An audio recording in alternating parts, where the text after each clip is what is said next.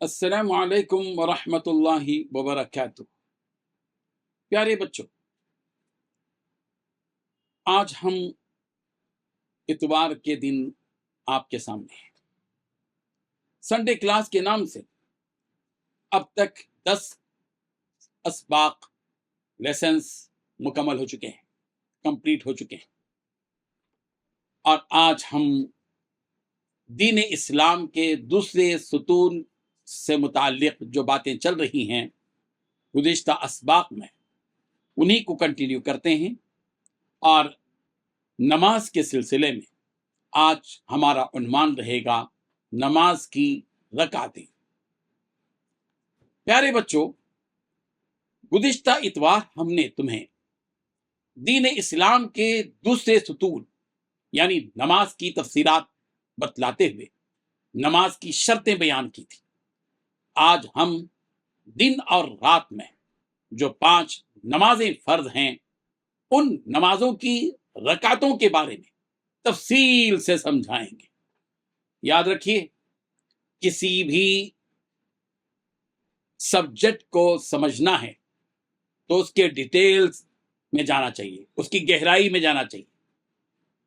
ایسا نہیں کہ سرسری طور پر ہم پڑھ لیں اور آگے بڑھ جائیں۔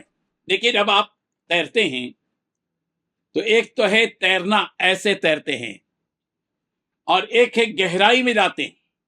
جو سمندر کی گہرائی میں جاتا ہے اس کو موتی ملتے ہیں، جو سمندر میں صرف اوپر سے تیرتا ہے اس کو کچھ نہیں ملتا، وہ صرف تیرتا ہے۔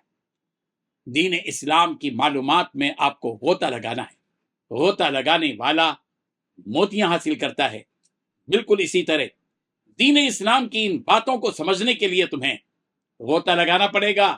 علم کے اس سمندر میں، علم بھی ایک سمندر ہے، قرآن مجید بہت بڑا سمندر ہے جس کا کوئی کنارہ نہیں ہے، اس لیے اس سمندر میں غوطہ لگاؤ، دین کے اس علم کو حاصل کرو۔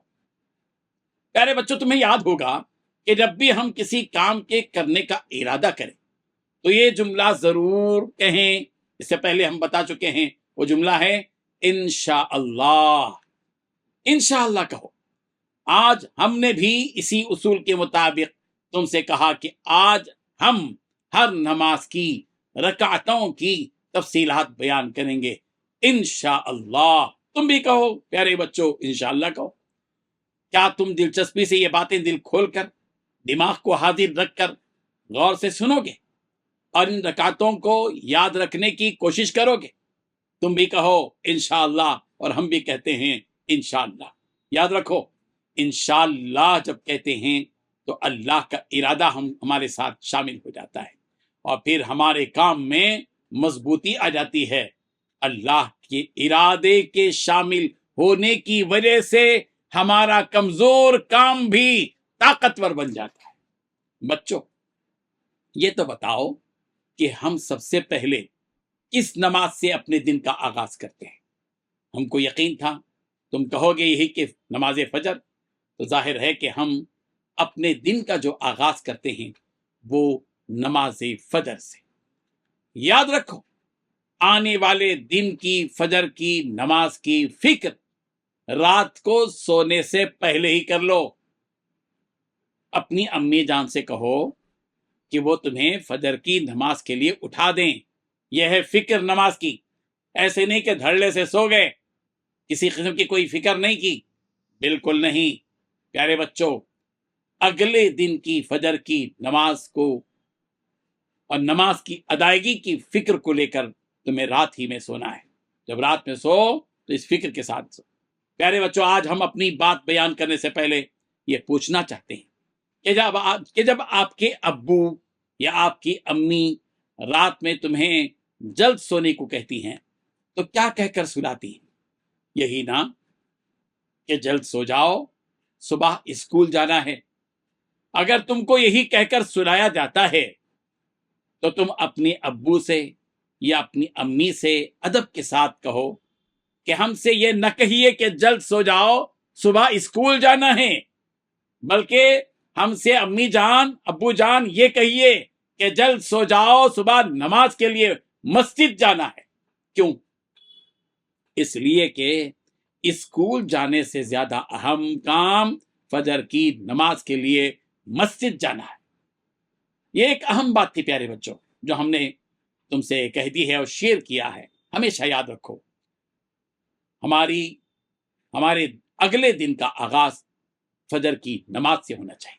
चलो, बात कुछ लंबी हो गई। हम तो तुम्हें नमाजों की रकातों के बारे में कहने वाले थे। अच्छा बच्चों, हम अपने सिलसिले को शुरू करते हैं।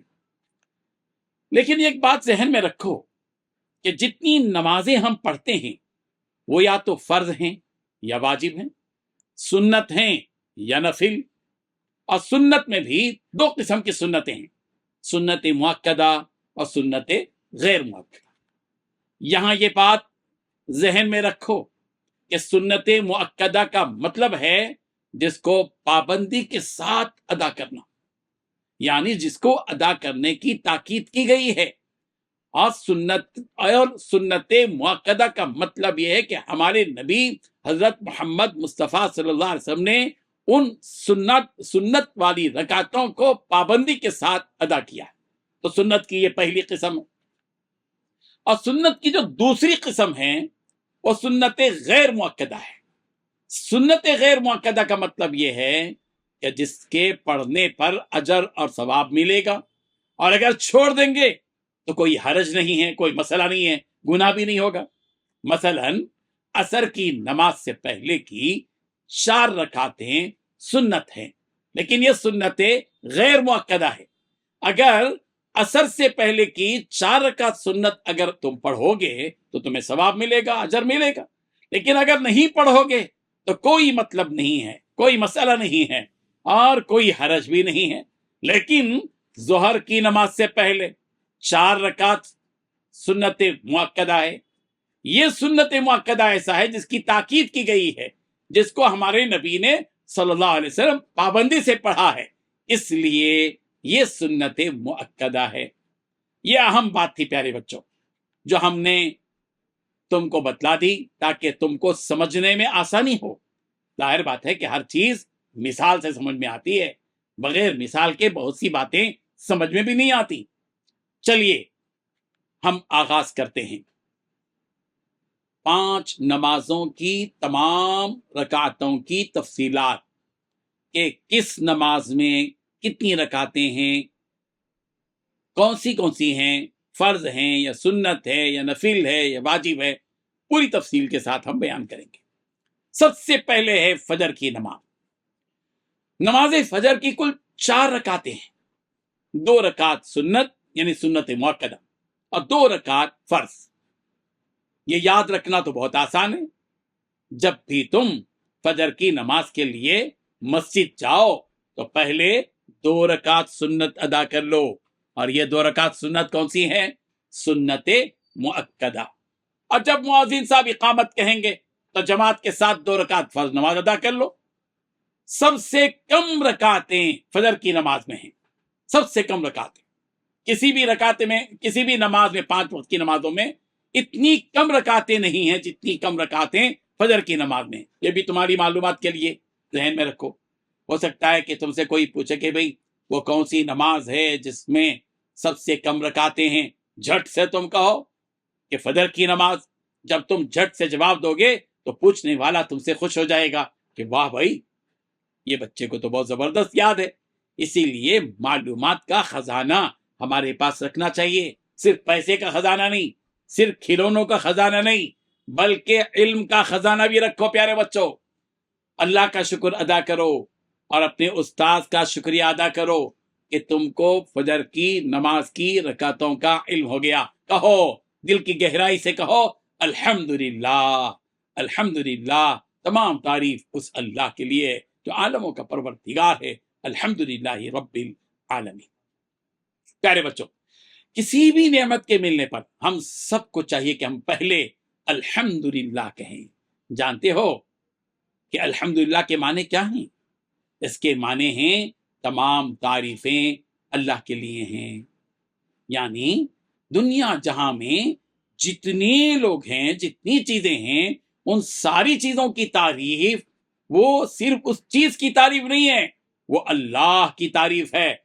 आम देखकर अगर आम की तारीफ करोगे, याद रखो ये तारीफ सिर्फ आम की नहीं है, आम के बनाने वाले परवरदिगार की है कि इस आम में उस परवरदिगार ने वो मिठास पैदा कर दी, वो लज्जत पैदा कर दी, जिसकी वजह से बड़े शौक से तुम खाते हो। बहरहाल अब हम तुम्हारे सामने दूसरी नमाज यानी ज़ोहर की नमाज की तफसीलात बयान करते हैं कि ज़ोहर की नमाज की रकातें कितनी हैं। याद रखो, ज़ोहर की नमाज में 12 रकातें हैं। याद रख लो, 12 रकातें। 4 रकात सुन्नत मुअक्कदा, 4 रकात फर्ज, 2 रकात सुन्नत मुअक्कदा और 2 रकात नफिल। 4 4 2 2। हिसाब बहुत आसान है। 4 और 4 8, 8 और 2 10, 10 और 2 12। हिसाब में भी जरा आके रहो। देखो कितने बच्चे, आपने देखा होगा वीडियोस में, कैसे कैसे उंगली फिराकर हिसाब बता देती हैं। हाँ, 24 36 38 50 सब मिला के कितने हो गए, फट से जवाब देते। कंप्यूटर भी इतना जवाब जल्द नहीं देगा जितना कि जो है बास बच्चे और बच्चे जवाब देती हैं। तुम्हारे अंदर भी हिसाब करने की आदत होनी चाहिए और ये प्रैक्टिस होती है। याद रखो, हम लोग सिर्फ गेम खेलते हैं, लेकिन ऐसे गेम नहीं खेलते जिससे फायदा हो, जिसकी वजह से कोई फन में हमको तरक्की हो। इसलिए खेल खेल में हुनर पैदा करो। खेल खेल में हुनर कैसे पैदा होता है? बैठे बैठे तुम लोग भी आपस में एक दूसरे को क्या करो, कैसे जो है जमा करते हैं, तफरीक कैसे करते हैं, मल्टीप्लाई कैसे करते हैं, एक तो ये बताओ, तकसीम कैसे करते हैं, और ये उंगलियों में हो बाकायदा। जितना फास्ट हो सके तो तुम जो है हिसाब में बहुत आगे बढ़ जाओगे। बहरहाल हम तो रकातों की बात बता रहे हैं और हिसाब में चले गए, बेहिसाब चले गए हिसाब में। चलो बच्चों आगे बढ़ते हैं। जब तुम ज़ोहर की नमाज के लिए जाओ तो पहले क्या पढ़ना है आपको? पहले 4 रकात सुन्नतें मुअक्कदा अदा कर लो और फिर जमात खड़ी हो जाएगी। अगर जमात नहीं खड़ी भी है, इंतजार है, 5 मिनट 10 मिनट हैं, तो जमात के खड़ी होने का इंतजार करो। खड़े होकर इंतजार मत करो, बैठ जाओ। अगर वक्त ज्यादा है तो कुरान मजीद हाथ में ले लो और जिस कदर तिलावत कर सकते हो तिलावत कर लो। बेकार बैठने से, आने वालों को देखने से क्या फायदा होगा? मस्जिद में जब जाएं तो किबले की तरफ रुख करके बैठ जाएं, वक्त हो तो नमाज पढ़ें, और अगर नमाज हो गई तो जाहिर बात है कि अब आपको क्या करना है? आपको कुरान मजीद की तिलावत करना है। एक एक हर्फ पर 10-10 नेकियां मिलेंगी। बेकार क्यों वक्त जाया करें? उसके बाद सिर्फ 2 रकात सुन्नत मुअक्कदा पढ़ना है आपको ज़ोहर के लिए। ज़ोहर की 4 रकात फर्ज के बाद 2 रकात सुन्नत मुअक्कदा तक, और अगर पढ़ सकते हो तो और 2 रकात नफिल अदा कर लो। इस तरह नमाज ज़ोहर की 12 रकातें हो गई। नफिल नमाज जो है वो आपको अपने इख्तियार से पढ़ें तो सवाब मिलेगा, नहीं पढ़ेंगे तो कोई बात नहीं है। याद रखो, सुन्नत गैर मुअक्कदा और नफिल के सिलसिले तुमको इख्तियार है, चाहो तो पढ़ लो, चाहो तो छोड़ दो, इसमें कोई हरज नहीं है। ज़ोहर की नमाज की भी रकातें हो गई। अब हम असर की नमाज की रकातें बयान करते हैं। असर की कुल 8 रकातें हैं। 4 रकात पहले पढ़ेंगे, वो सुन्नत गैर मुअक्कदा हैं, यानी अगर पढ़ोगे तो सवाब मिलेगा, नहीं पढ़ेंगे तो कोई हरज नहीं। और 4 रकात फर्ज नमाज है। पहले 4 रकात सुन्नत गैर मुअक्कदा पढ़ेंगे, फिर जमात खड़ी हो तो जमात के साथ 4 रकात फर्ज अदा करें। ये हुई असर की नमाज। मगरिब की नमाज की कुल 7 रकातें हैं। मगरिब की नमाज सूरज के गुरूब होते ही जो नमाज हम पढ़ते हैं उसको मगरिब की नमाज कहते हैं, और मगरिब की नमाज की कुल 7 रकातें। सबसे पहले जमात के साथ 3 रकातें फर्ज पढ़ लो, उसके बाद 2 रकात सुन्नत मुअक्कदा है और 2 रकात नफिल है। बस इस तरह मगरिब की 7 रकातें हो गई। आओ अब हम नमाज इशा की रकातों के बारे में मालूमात हासिल करें। हमने कहा था कि सबसे कम रकातें कौन सी नमाज में हैं, बताया था, और तुमने भी याद किया कर लिया था कि फजर की नमाज। फजर की नमाज वो नमाज है जिसमें सबसे कम रकातें हैं, और सबसे ज्यादा रकातें जिस नमाज में हैं वो है नमाज इशा। नमाज इशा में कुल फर्ज, सुन्नत गैर मुअक्कदा, सुन्नत मुअक्कदा सब मिलाकर 17 रकातें हैं। سب سے پہلے 4 رکعتیں سنت غیر مؤکدہ پڑھنا ہے آپ کو، اس کے بعد 4 رکعتیں فرض جو جماعت کے ساتھ پڑھی جاتی ہیں، اس کے بعد 2 رکعتیں سنت مؤکدہ ہیں، اس کے بعد 3 رکعتیں ہیں جو واجب ہیں۔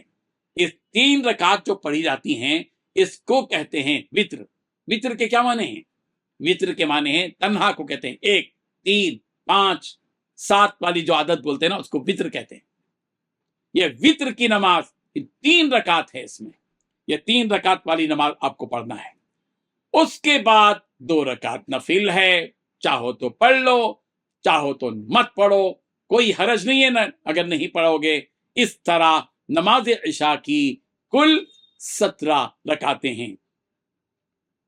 بچے یاد رکھو، چلتے چلتے ایک بات یہ بھی ذہن میں رکھو کہ وتر کی جو 3 رکعتیں ہیں ان میں تیسری رکعت میں رکوع میں جانے سے پہلے دعائے قنوت پڑھ لینا چاہیے۔ دعائے قنوت ہمیشہ یاد رکھو، اکثر بچوں کو دعائے قنوت یاد نہیں رہتی، اتحیات یاد کر لیتے ہیں، سورہ فاتحہ یاد کر لیتے ہیں، 2-3 سورتیں بھی یاد کر لیتے ہیں، لیکن دعائے قنوت یاد نہیں کرتے۔ اہتمام کے ساتھ دعائے قنوت بھی یاد کرو پیارے بچوں، اس لیے کہ یہ واجب ہے، یہ دعائے قنوت پڑھنا چاہیے۔ تیسری رکعت میں رکوع میں جانے سے پہلے یہ دعا پڑھی جاتی ہے، اللہ اکبر کہہ کر۔ وہ دعا یہ ہے، اللہم انا نستعینک ونستغفرک ونؤمن بک ونتوکل علیک ونثنی علیک الخیر ونشکرک ولا نکفرک ونخلع ونترک من یفجرک اللہم ایاک نعبد ولک نصلی ونسجد وإلیک نسعى ونحفظ ونرجو رحمتک ونخشى عذابک ان عذابک بالکفار ملحق۔ پیارے بچوں، ہم لوگ صرف عربی پڑھ لیتے ہیں، دعائیں پڑھ لیتے ہیں، ترجمہ نہیں یاد رکھتے، ترجمہ نہیں سمجھتے، اس کا مطلب تو سمجھنا چاہیے، جبھی تو آپ کو مزہ آئے گا۔ اس لیے آج ہم تمہیں دعائے قنوت کا معنی اور اس کا مطلب بھی سمجھاتے ہیں۔ اللہم انا نستعینک ونستغفرک ونؤمن بک ونتوکل علیک ونثنی علیک الخیر۔ اے اللہ، ہم تجھ سے مدد مانگتے ہیں اور مغفرت طلب کرتے ہیں اور تیرے اوپر ایمان لاتے ہیں اور تیرے اوپر بھروسہ کرتے ہیں اور تیری بہترین تعریف کرتے ہیں اور تیرا شکر ادا کرتے ہیں اور تیری ناشکری نہیں کرتے۔ وَلَا نَكْفُرُكَ، وَنَخْلَعُ اور علیحدہ کر دیتے ہیں، وَنَتْرُكُ اور چھوڑ دیتے ہیں، مَن یفجرک اس شخص کو جو تیری نافرمانی کرے۔ اللہم ایاک نعبد، اے اللہ ہم تیری ہی عبادت کرتے ہیں، وَلَكَ نُصَلِّ اور خاص تیرے لیے نماز پڑھتے ہیں، وَنَسْجُدُ اور تیرا ہی سجدہ کرتے ہیں، وَنَحْفِظُ وَنَرْجُو رحمتک اللہ تبارک و تعالیٰ سے دعا کریں، وَنَخْشَى عَذَابَكَ إِنَّ عَذَابَكَ بِالْكُفَّارِ مُلْحِقٌ کہ اے پروردگار ہم تجھ ہی سے امید کرتے ہیں اور تیرے عذاب سے ہم ڈرتے ہیں، یقیناً تیرا عذاب کافروں کو پہنچنے والا ہے۔ پیارے بچوں، یہ تھی وہ اہم باتیں جو نماز سے متعلق تھیں، اور جیسے کہ ہم سلسلہ جاری رکھے ہوئے ہیں کہ ہر وقت ہم جو ہے اس کے ساتھ 2 آیتیں پڑھ رہے ہیں، 2 حدیثیں پڑھ رہے ہیں، اور اخلاق کی کچھ باتیں اور آداب سے متعلق کچھ باتیں، اذکار سے متعلق کچھ باتیں، پھر سوالات، اس سلسلے کو ہم جاری رکھے ہوئے ہیں۔ پیارے بچوں، آج ہم صرف اپنے سلسلے کے مطابق 2 آیتیں، ان کا ترجمہ اور ان کی تشریح تمہارے سامنے رکھیں گے۔ آج کی سب سے پہلی آیت ہے وَلَا تَجْعَلُوا مَعَ اللَّهِ إِلَٰهًا آخَرَ۔ یہ سورۃ الذاریات کی آیت نمبر 51 ہے، اور اللہ کے ساتھ کوئی معبود نہ بناؤ۔ کیا مطلب ہے پیارے بچوں؟ ہمارا ایمان یہ ہے کہ اللہ تعالیٰ ہی اس لائق ہیں کہ ان کی عبادت کی جائے۔ اللہ تعالیٰ ہم کو یہ حکم دے رہے ہیں کہ کہو کہ ہم اللہ تعالیٰ کے ساتھ کسی اور کو معبود نہیں بنائیں گے اور صرف ایک اللہ کی عبادت کریں گے۔ یہ مطلب ذہن میں رکھو اس آیت کا۔ اور دوسری آیت جو ہم آج پڑھ رہے ہیں، ان تنصروا اللہ ینصرکم، اگر تم اللہ کے دین کی مدد کرو گے اللہ تمہاری مدد کرے گا۔ کیا مطلب ہے پیارے بچوں اس کا؟ ہمیشہ زندگی میں یاد رکھو، تمہیں صرف اپنی مدد آپ کرنا نہیں ہے، تمہیں اپنی مدد آپ بھی کرنا ہے، دوسروں کی بھی مدد کرنا ہے، بلکہ اللہ کے دین کی بھی مدد کرنا ہے، یعنی اللہ کے دین کو پھیلانے میں اپنا وقت اور اپنی صلاحیت لگانا ہے۔ اللہ تعالیٰ کا قانون یہ ہے کہ جو بندہ بھی اللہ کے دین کی مدد کرے گا، یعنی اللہ کے دین کو پھیلانے کی کوشش کرے گا، اللہ تعالیٰ اس بندے کی ضرور مدد کرے گا۔ آج کی یہ 2 آیتیں تھیں۔ ہم ہر سبق میں 2 آیتیں پڑھ کر اس کے معنی، اس کے مطلب کو سمجھا کر تم سے یہ اپیل کر رہے ہیں، درخواست کر رہے ہیں کہ اللہ تعالیٰ کی ان آیتوں پر عمل کرو۔ صرف معلومات پر اکتفا مت کرو کہ ساری چیزیں معلوم کر کے رکھ رہے ہیں۔ فائدہ کیا ہے معلومات کا؟ فائدہ یہ کہ ان کو معمولات میں تبدیل کرو، معلومات کو معمولات بناؤ، یعنی جو علم ہے اس کو عمل کی شکل دو۔ آج ہم 2 حدیثیں تمہیں بیان کریں گے تمہارے سامنے۔ پہلی حدیث ہے جس کا تعلق جماعت کی نماز کی اہمیت پر ہے۔ بخاری اور مسلم کی یہ روایت ہے کہ صلاۃ الجماعت تفضل صلاۃ الفرد ب27 درجہ، با جماعت نماز پڑھنا اکیلے نماز پڑھنے کے مقابلے میں 27 درجہ زیادہ فضیلت رکھتا ہے۔ کیا مطلب ہے پیارے بچوں اس کا؟ یعنی اگر تم فرض نماز اپنے گھر میں پڑھو گے تو تم کو ایک نماز پر پڑھنے پر ایک ہی نماز کا ثواب ملے گا۔ اور ظاہر ہے کہ جماعت مسجد کی نہیں چھوڑنا چاہیے، نوجوانوں کے لیے، مردوں کے لیے۔ عورتیں اپنے گھر میں نماز پڑھیں گی، عورتیں اپنے گھر میں نماز پڑھیں گی، ایک نماز پر ایک ثواب ملے گا، ایک نماز کا ثواب۔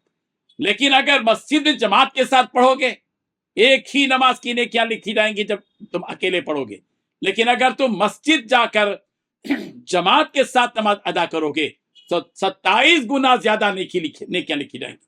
گویا تم نے ایسی 27 نمازیں ادا کی۔ واہ کیا بڑی بات ہے صاحب، ایک بڑی نماز، لیکن اجر میں لکھا جا رہا ہے کہ 27 نمازیں پڑھی ہیں۔ مسجد جا کر جماعت کے ساتھ نماز پڑھ کے واپس آ رہے ہو، یہ مت سمجھو کہ صرف ایک نماز پڑھ کے آ رہے ہو، ایک نماز کی نیکی لکھی گئی، بلکہ یاد رکھو کہ تمہیں 27 نمازوں کے پڑھنے کا ثواب تمہارے نامہ اعمال میں لکھ دیا گیا۔ یہ ایک پہلی حدیث تھی۔ دوسری حدیث ہم بیان کر رہے ہیں، من بنا للہ مسجدا بنى اللہ لہ بیتا فی الجنہ۔ یہ بھی بخاری اور مسلم کی روایت ہے۔ نبی رحمت حضرت محمد مصطفیٰ صلی اللہ علیہ وسلم نے ارشاد فرمایا، جو کوئی اللہ کے لیے مسجد تعمیر کرائے تو اللہ تعالیٰ اس کے لیے جنت میں ایک شاندار محل تعمیر فرمائیں گے۔ اللہ اکبر!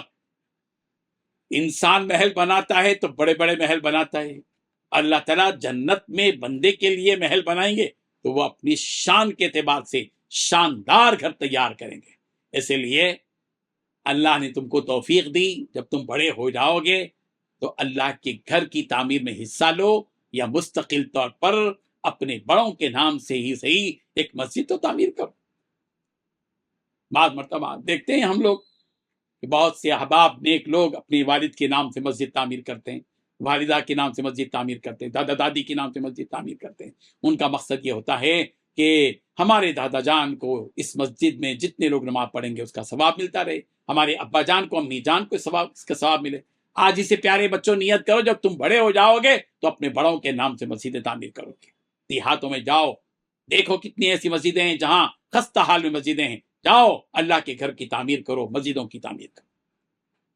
پیارے بچوں، پہلے ہی سبق سے ہمارا سلسلہ یہی رہا کہ ہم دین کی بنیادی باتیں پہلے بیان کرتے ہیں، 2 آیتیں بیان کرتے آ رہے ہیں ہر سبق میں، 2 حدیثیں بیان کرتے آ رہے ہیں، اور پھر ایک نبی کا تذکرہ کرتے ہوئے ہم آگے بڑھتے چلے جا رہے ہیں۔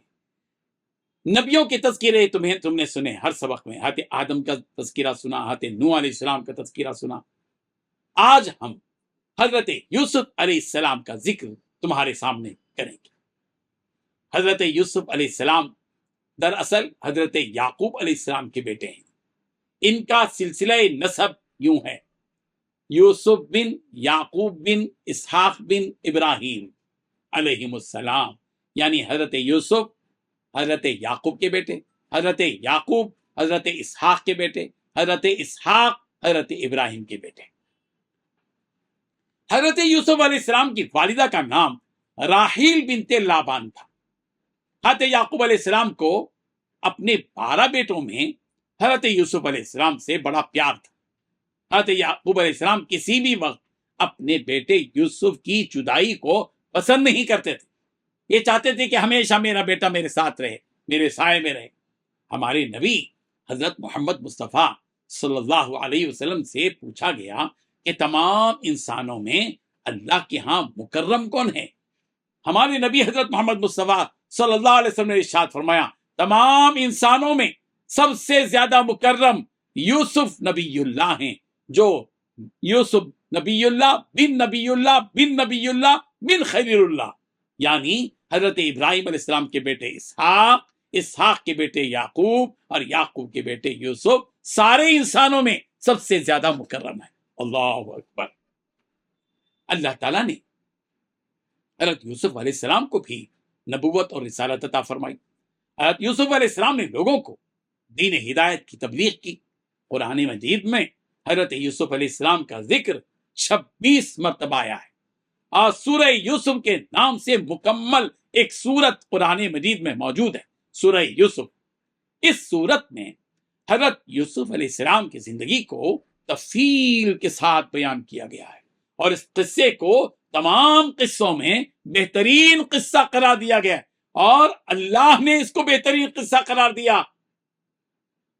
احسن القصص، جس کو قرآن مجید میں احسن القصص کہا گیا، سب سے بہترین قصہ تمام قصوں میں. تم جب بڑے ہو جاؤ گے تو اس قصے کو تفصیل کے ساتھ پڑھو گے کہ حضرت یوسف علیہ السلام کے پر کیا گزرا. ان کے بھائیوں نے ان کے ساتھ حسد کیا، ان کو سوکھے اور اندھیرے کنویں میں ڈال دیا تھا. ایک قافلے والے آئے تھے اور ان کو کنویں سے باہر نکالا تھا، مصر میں کے بازار میں لے جا کر بیچا تھا. مصر کے اس وقت کے امیر نے، گویا بادشاہ نے، ان کو خرید کر اپنے گھر میں رکھا تھا. حضرت یوسف علیہ السلام پر پھر حالات آئے، پھر قید میں ڈالے گئے، وغیرہ وغیرہ. ہوتے ہوتے ہوتے وہ ایک وقت وہ آیا کہ اللہ تبارک و تعالیٰ نے مصر کی سرزمین میں ان کو بادشاہت کا مقام عطا کیا. یہ تھا نبیوں کا تذکرہ. جیسے کہ تم جانتے ہو کہ ہم ہر سبق میں دین کی بنیادی باتوں کے بعد 2 آیتیں، 2 حدیثیں، اور پھر اس کے بعد ایک نبی کا قصہ بیان کرتے ہیں. پھر اس کے بعد اچھے اخلاق سے متعلق ایک ٹاپک پر مختصر سی بات کرتے ہیں.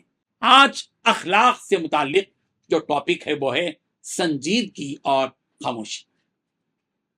سنجیدہ رہنا اور خاموش رہنا. اسلام ہمارا جو مذہب ہے وہ بہت پیارا مذہب ہے، بہت بہترین مذہب ہے، سنجیدہ مذہب ہے. اسلام شور شرابے کو پسند نہیں کرتا، بھگدڑ کو پسند نہیں کرتا، بالکل پسند نہیں کرتا. اسلام وقار، سنجیدگی اور خاموشی کو زیادہ پسند کرتا ہے. یہی وجہ ہے کہ ہمارے نبی حضرت محمد مصطفیٰ صلی اللہ علیہ وسلم نے اپنے ایک صحابی کی سنجیدگی اور بردباری کو دیکھ کر تعریف کرتے ہوئے فرمایا تم میں 2 خصلتیں ایسی ہیں جو اللہ کو پسند ہیں، ایک ہے بردباری اور ایک ہے سنجیدگی. بردباری، برداشت کرنے کی قوت و طاقت، سنجیدہ پن، سنجیدہ رہنا. بعض بچوں کو دیکھا ہوگا کہ پوری کلاس میں کچھ بھگدڑ کرتے رہتے ہیں، شور شرابے کرتے رہتے ہیں، ہنسی مذاق ٹھٹی ٹھاٹا کرتے رہتے ہیں، لیکن بعض بچے بالکل خاموش رہتے ہیں، تھوڑا سا مسکراتے ہیں، اپنے کام میں لگے رہتے ہیں. اللہ تعالیٰ کو یہ بھگدڑ کرنے والے، شرارت کرنے والے بچے زیادہ پسند نہیں ہیں. اللہ تعالیٰ کو سنجیدہ بچے، خاموش رہنے والے بچے زیادہ پسند ہیں. اسی لیے کہ نماز کے لیے دوڑ کر جانے سے منع کیا گیا. دوڑ بھگدڑ پسند نہیں ہے اللہ تعالیٰ کو. حکم دے دیا گیا کہ نماز کی اقامت جب کہی جائے تو تم اس کی طرف بھگدڑ مچاتے ہوئے مت جاؤ، بلکہ اطمینان کے ساتھ جاؤ. لوگ سنجیدہ اور خاموش لوگوں کو اچھی نگاہ سے دیکھتے ہیں۔ یہ مت سمجھو کہ تم شرارت کرو گے تو لوگوں کو بہت اچھا لگے گا، بھگدڑ کرو گے تو لوگوں کو اچھا لگے گا، نہیں، اچھے لوگ سنجیدہ لوگوں کو پسند کرتے ہیں، معیاری لوگ خاموش لوگوں کو زیادہ پسند کرتے ہیں، اور آدمی کے سنجیدہ ہونے کی سب سے بڑی علامت یہ ہے کہ وہ خاموش ہوتا ہے، بغیر ضرورت کے کوئی بات زبان سے نہیں نکالتا۔ ہمارے ایمان کا تقاضا یہ ہے کہ ہم یا تو اچھی بات کہیں یا خاموش ہو جائیں۔ خاموش رہنے والا سلامتی میں رہتا ہے، عافیت میں رہتا ہے۔ اس کی ایک مثال دیتے ہیں۔ آپ کی کلاس میں کچھ بچے شرارت کر رہے تھے، ہنسی مذاق کر رہے تھے، ٹھیٹھی ٹھاٹا کر رہے تھے، کچھ بچے خاموش تھے، سنجیدگی کے ساتھ، اطمینان کے ساتھ تھے، کوئی شور شرابہ نہیں کیا۔ اچانک استاد آ گئے، مار پیٹ شروع کی، کس کو ماریں گے؟ جنہوں نے شرارت کی۔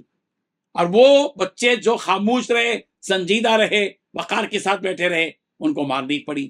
تو کون سلامتی کے ساتھ ہے بتاؤ پیارے بچوں؟ سلامتی کے ساتھ، عافیت کے ساتھ وہ بچے ہیں جنہوں نے خاموشی کو اختیار کیا۔ یاد رکھو، عافیت اسی میں ہے۔ بیہودہ بکنے والا بے چین و بے قرار ہوتا ہے اور اپنی زبان کی لغزش سے مصیبت کا شکار ہو جاتا ہے۔ جتنی بھی مصیبتیں آتی ہیں وہ زبان کی لغزشوں کی وجہ سے آتی ہیں، زبان کو بیجا استعمال کرنے کی وجہ سے آتی ہیں۔ پیارے بچوں، 2 آیتیں دین کی بنیادی باتیں بتائیں، 2 آیتیں بتائیں، 2 حدیثیں بتائیں، نبیوں کا تذکیرہ بتایا، اچھے اخلاق بتائے۔ آج ہم تمہارے سامنے اپنی ترتیب کے لحاظ سے چند آداب بتاتے ہیں، زندگی کے آداب۔ اگر موقع ہو تو گھر سے نکلنے سے پہلے 2 رکعت نماز پڑھو، گھر سے نکلتے وقت سلام کرو لوگوں کو۔ یہ راستہ چلنے کے آداب ہیں۔ راستہ چلتے ہوئے بعض مرتبہ ہم آداب کا لحاظ نہیں رکھتے۔ یاد رکھو، چلنے کے بھی آداب ہیں، جیسے کھانے کے آداب، پینے کے آداب، سونے کے آداب، گفتگو کے آداب، ویسے ہی راستہ چلنے کے بھی آداب ہیں۔ اسی لیے راستہ چلتے ہوئے آداب کا لحاظ رکھو۔ گھر میں جاتے وقت کیسے رہنا چاہیے؟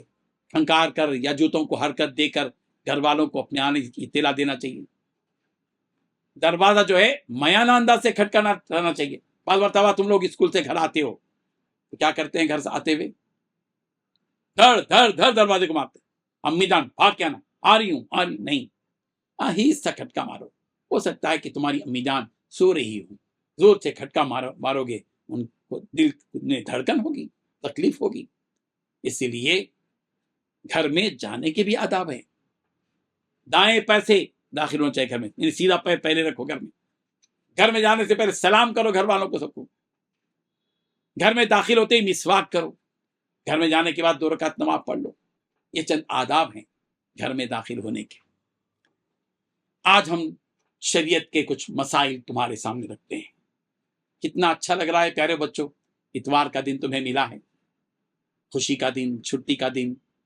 2 گھنٹے کے لیے تم آئے ہو اور دین کی باتیں سن رہے ہو، علم آ رہا ہے، تمہیں دین کی سمجھ آ رہی ہے، نبیوں سے متعلق معلومات، نماز سے متعلق معلومات، اخلاق سے متعلق معلومات، زندگی کے آداب سے متعلق معلومات۔ یہ سب کچھ تم کو بیک وقت ایک جگہ بیٹھ کر تم کو علم حاصل ہو رہا ہے۔ یاد رکھو، کچھ مسائل آج ہم تمہارے سامنے بیان کر رہے ہیں۔ آج ہم تمہارے سامنے مسائل بیان کریں گے نماز کے فرائض سے متعلق، یعنی وہ باتیں جن کے بغیر نماز ہوتی ہی نہیں۔ یاد رکھو، نماز میں 6 فرض ہیں، 6 چیزیں ایسی ہیں جو نماز میں فرض ہیں۔ یاد رکھو، ذہن میں بٹھاؤ۔ نماز کا پہلا فرض ہے تکبیر تحریمہ، یعنی اللہ اکبر کہنا، یہ پہلا فرض۔ دوسرا فرض ہے قیام، یعنی کھڑا ہونا، رکعت بن کر جو کھڑے ہوتے ہیں وہ قیام۔ تیسرا فرض ہے قرات، یعنی قرآن مجید کا کچھ حصہ پڑھنا، جیسے سورہ فاتحہ پڑھو یا کوئی آیت پڑھو، 2-4 آیتیں پڑھو، سورۃ النازعات پڑھو، سورۃ التین پڑھو، والتین والزیتون وطور سینین وهذا البلد الامین لقد خلقنا الانسان فی احسن تقویم پڑھو۔ یہ قرات ہے، قرات بھی فرض ہے۔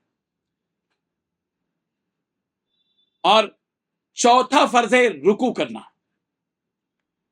اور 5واں فرض ہے دونوں سجدے کرنا، اور 6واں فرض ہے قید اخیرہ، یعنی نماز کے آخر میں التحیات پڑھنے کے بقدر بیٹھنا۔ یہ ہے نماز کے فرائض۔ ذہن میں بٹھاؤ پیارے بچوں کہ نماز کے فرائض 6 ہیں. نماز کا پہلا فرض کیا ہے، دوسرا، تیسرا، چوتھا، یہ سب یاد کرو. تکبیر تحریمہ، قیام، قرات، رکوع، دونوں سجدے کرنا، قید اخیرہ یعنی نماز کے آخر میں اتحیات پڑھنے کے بقدر بیٹھنا، یہ ہے نماز کے فرائض. آخر میں ہم تمہیں اذکار نماز میں سے ایک دعا سکھاتے ہیں. اذکار نماز بھی تم کو سنا دیے گئے، ثنا، سورہ فاتحہ، رکوع کی تسبیح، رکوع سے اٹھنے کی تسبیح، سجدے کے درمیان کہنے کی دعائیں، التحیات، دعائے قنوت، سب سنا چکے ہیں. آج ہم تم کو اذکار نماز کے طور پر دعائے معصورہ سکھاتے ہیں. یعنی التحیات پڑھنے کے بعد آپ کیا کرتے ہیں؟ درود ابراہیمی پڑھتے ہیں، وہ بھی آگے تم کو اس سے پہلے کے سبق میں بتا دیا گیا. اور درود ابراہیم کے بعد کیا پڑھتے ہیں؟ دعائے معصورہ. اس کو دعائے معصورہ کہتے ہیں. اللہم انی ظلمت نفسی ظلما کثیرا ولا یغفر الذنوب الا انت فاغفر لی مغفرۃ من عندک وارحمنی انک انت الغفور الرحیم. اے اللہ، ترجمہ یاد کرو پیارے بچوں، ترجمے کے ساتھ پڑھو، مزہ آئے گا، سمجھ میں بھی آئے گا، ورنہ جو ہے اتنا زیادہ مزہ نہیں آئے گا بغیر مطلب کے. کبھی بھی کوئی بھی آیت پڑھو یا دعا پڑھو، اس کا معنی سمجھنے کی کوشش کرو. اللہم انی ظلمت نفسی ظلما کثیرا، اے اللہ میں نے اپنے نفس پر بہت بہت ظلم کیا. ولا یغفر الذنوب الا انت، اور سوائے آپ کے کوئی بھی ہمارے گناہوں کو بخش نہیں سکتا. فاغفر لی مغفرۃ من عندک، پروردگار مجھے معاف کر دیجیے، اپنے طرف سے معاف کر دینا. وارحمنی، اور پروردگار مجھ پر رحم فرما دیجیے. انک انت الغفور الرحیم، بے شک آپ معاف کرنے والے اور انتہائی رحم کرنے والے ہیں. پیارے بچوں، آج کے اس سبق میں ساری باتوں کے بعد اب ہم سوال اور جواب کی طرف چلتے ہیں. سوال کریں گے ہم، جواب دو گے تم. اسکول جانے سے پہلے کا اہم کام کیا ہے؟ سنت کی کتنی قسمیں ہیں؟ دوسرا سوال. تیسرا سوال، سنت مؤکدہ کا مطلب کیا ہے؟ چوتھا سوال، سنت غیر مؤکدہ کا مطلب کیا ہے؟ پانچواں سوال، نماز فجر کی کل کتنی رکعتیں ہیں اور وہ کیا ہیں؟ چھٹواں سوال، نماز ظہر کی کتنی رکعتیں ہیں اور وہ کیا ہیں؟ ساتواں سوال، نماز عصر کی کتنی رکعتیں ہیں اور وہ کیا ہیں؟ آٹھواں سوال، نماز مغرب کی کتنی رکعتیں ہیں اور وہ کیا ہیں؟ نواں سوال، نماز عشاء کی کتنی رکعتیں ہیں اور وہ کیا ہیں؟ 10واں سوال، نماز وتر کی آخری رکعت میں کون سی دعا پڑھی جاتی ہے؟ 11واں سوال، ان تنصر اللہ ینصرکم کا مطلب بتلاؤ. 12واں سوال، جماعت کے ساتھ نماز پڑھنے کا ثواب کتنا ہے؟ 13واں سوال، قرآن مجید میں کس نبی کے قصے کو احسن القصص، سب سے اچھا قصہ کہا گیا؟ 14واں سوال، حضرت یوسف علیہ السلام کے والد کا نام کیا ہے؟ اور 15 سوال، گھر سے نکلنے کے وقت اور داخل ہونے کے وقت میں کیا پڑھا جاتا ہے؟ یہ چند سوالات تھے جن سوالات کا تذکرہ کیا گیا. اللہ تبارک و تعالی ہم سب کو ان باتوں کو سمجھنے کی توفیق عطا فرمائے. پیارے بچوں، سوالات کرو، سوالات جو کیے گئے ہیں ان کے جوابات کو حل کرو. ہو سکے تو اپنے گھر میں بیٹھ کر ان سوالات کے جوابات کو لکھو. سوال نمبر 1 جواب، سوال نمبر 2 جواب، سوال نمبر 3 جواب. اس طرح تمہارے ذہن میں دین کی باتیں آئیں گی اور دین سے متعلق ساری معلومات تمہارے سامنے ہوں گی. بہت بہت خوشی کی بات ہے کہ ہمارے پیارے پیارے معصوم بچے اپنی چھٹی کے دن کو وقف کر رہے ہیں اور خوشی کے اس دن کو، انجوائے کرنے کے اس دن کو، دین کو سمجھنے کے لیے اپنا وقت لگا رہے ہیں. بہت بہت مبارک. پیارے بچوں، یاد رکھو تمہارا یہاں بیٹھنا یہ اجر کا سبب ہے. اللہ تعالیٰ اس پر بھی تمہیں اجر دیں گے، ثواب دیں گے. اللہ تعالیٰ ہماری نسلوں تک اس دین کو بچائے رکھے. آمین. وآخر دعوانا ان الحمد للہ رب العالمین.